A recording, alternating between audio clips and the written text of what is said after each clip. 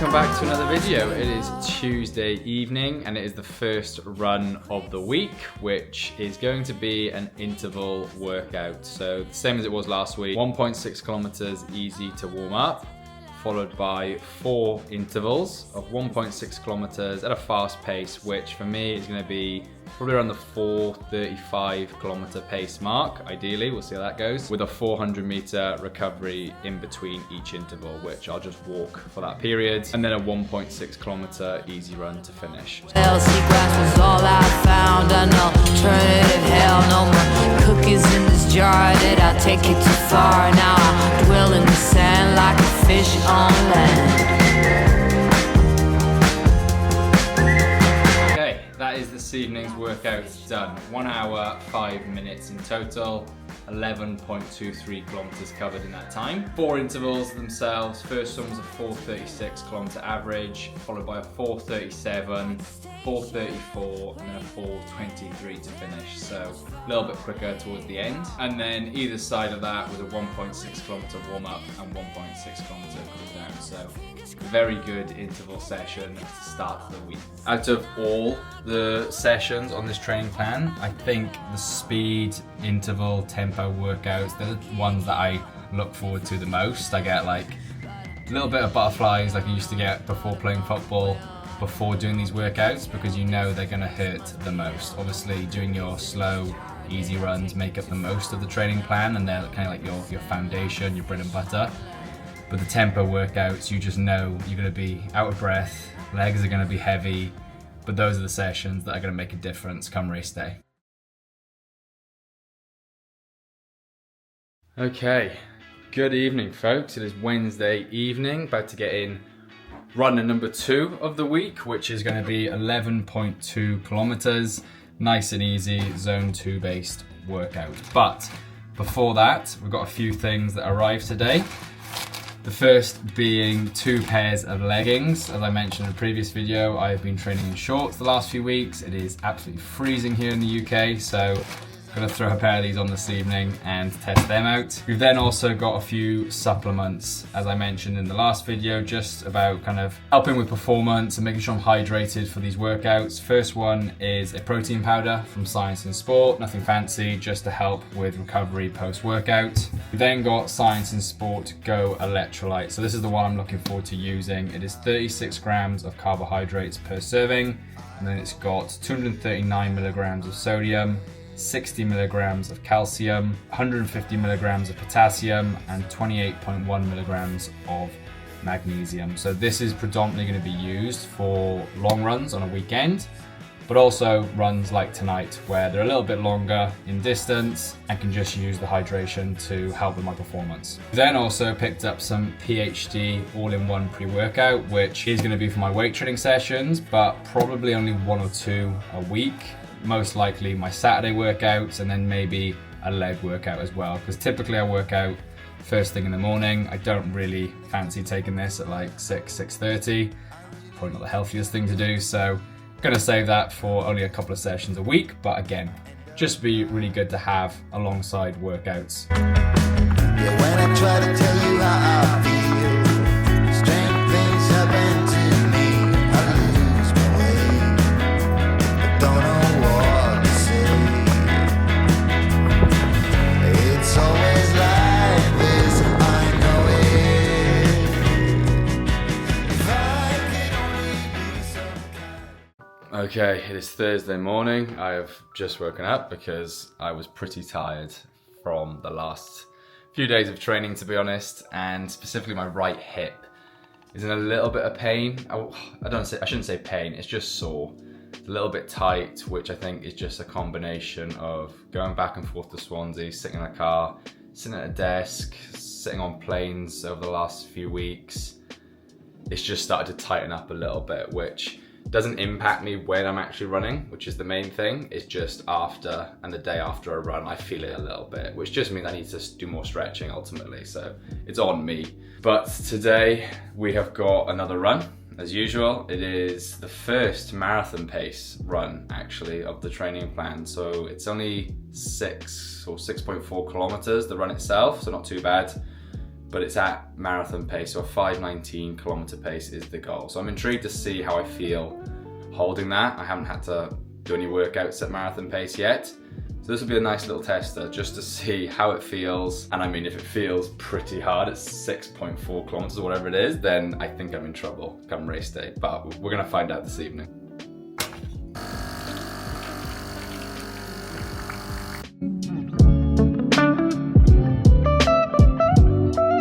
Post-work pre-run meal just about to go down. We have got 4 whole eggs scrambled on a bagel with ketchup and salt, and this is pretty much before I run workout in the evening, my go-to meal post-work. It is something that I've just done for a while now. As for tonight's workout, it is 6.4 kilometers at marathon pace, which I'm super excited for. I'm intrigued to see kind of how it feels. Number one, I had ran that pace before and below that pace for workouts, but this is going to be the pace I have to hold for the marathon to run sub 3:45. So I'm intrigued to see what my heart rate does during this run, how it feels in general, how my legs feel, and just see where I'm at for that pace. One thing I was thinking about today was just kind of how I'm in a bit of a better place when it comes to balancing everything that I'm currently doing. So that's related to work, running, weight training, relationships, golf, all the important things in life, and just how in the past I've struggled to kind of balance all of that ultimately when I'm training for something like a marathon, or in the past it was a half Ironman, half marathon, Spartan Ultra race, whatever it is. I've always found it difficult then to balance the other parts of my life and make sure they're getting the same level of priority and attention. And in the past I would just say things like, oh, I don't have time to do it, and my girlfriend hates that saying, and we both agree now that ultimately when you say you don't have time to do something, it just means it's not a priority for you. And that just is as simple as that. You don't prioritize it, it's not important for you.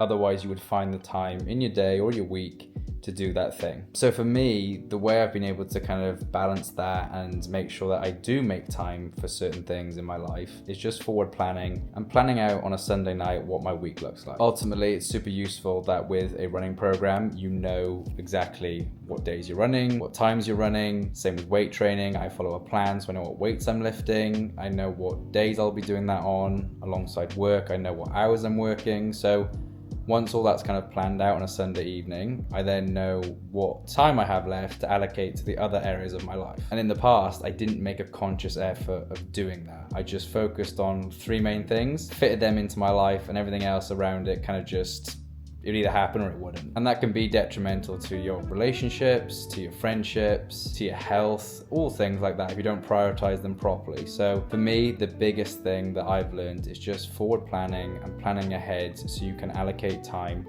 where you need to properly. And also just following a program. If you're going to the gym multiple times a week, alongside marathon training, alongside work, alongside whatever other commitments you've got, having a plan for some of those things so it takes away you having to think about it. Like for me, like I said, with the weight training, I know what numbers I need to be hitting in the gym. Kind of just helps alleviate that from my brain. I don't have to worry about thinking about it or planning it. It's there ready to go. And it means I can use that kind of mental capacity, which I don't have much of, to allocate it to other places. So hopefully that was somewhat of a useful kind of ramble or whatever it was, I don't know. But yeah, if you're somebody who needs to balance things a little bit better, then that would just be kind of my little bit of advice.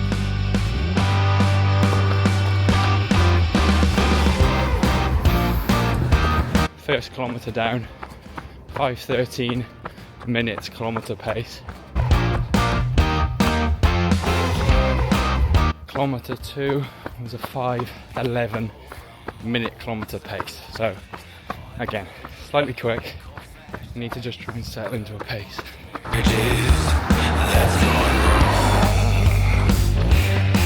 Kilometre 3, 5 minutes, 12 seconds. Again, slightly quicker. Can't get in this rhythm at the moment, but don't feel too bad at this pace anyway, which is a good thing. We're all passengers. Kilometre 4, 5 minutes, 12 seconds. Have fun, don't stay sad. Kilometre 5, 5 minutes, 20 seconds. A lot better pacing on that kilometre.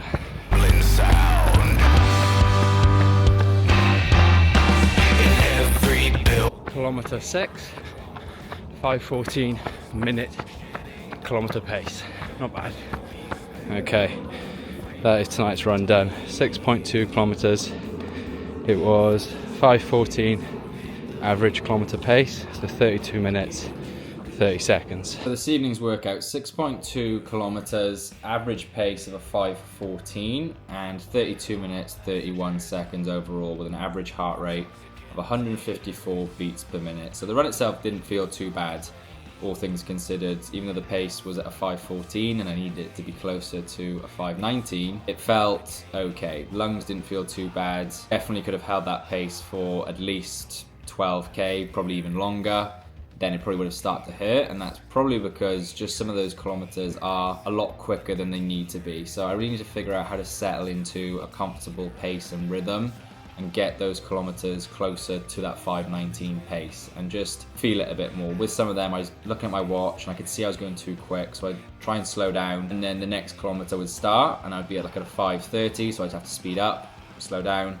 Just couldn't get consistent with my rhythm really. So it's something I need to work on, but overall, just happy with how it felt. But I know come race day that if I'm going quicker than I'm able to hold, those seconds are going to start to add up over the course of a marathon. That is all for this video. Tuesday to Thursday training. There is a rest day tomorrow from running, and then it's back on it Saturday and Sunday. So see you in the next video.